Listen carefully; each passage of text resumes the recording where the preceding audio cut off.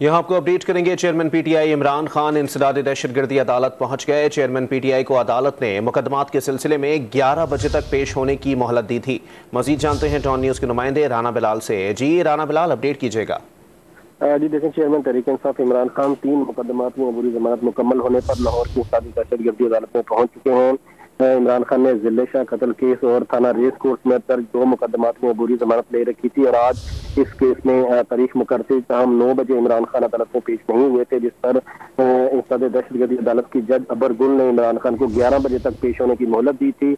अब इमरान खान जो है वो इंसदादी दहशतगर्दी अदालत तक पहुंच चुके हैं और इस वक्त अपनी गाड़ी में मौजूद हैं। 11 बजे अब इस केस की दोबारा समाअत जो है वो शुरू होगी और इमरान खान जो है वो कमरा अदालत में भी पेश होंगे। इमरान खान की legal team barrister Salman Safdar और जो दीगर वकला हैं वो इस वक्त कमरा अदालत में पहुंच चुके हैं, जबकि पुलिस तफ्तीशी और जो सरकार की जानिब से वकील है वो भी इस वक्त जो है वो कमरा अदालत में मौजूद है। ठीक है, बहुत शुक्रिया राना बिलाल अपडेट करने के लिए।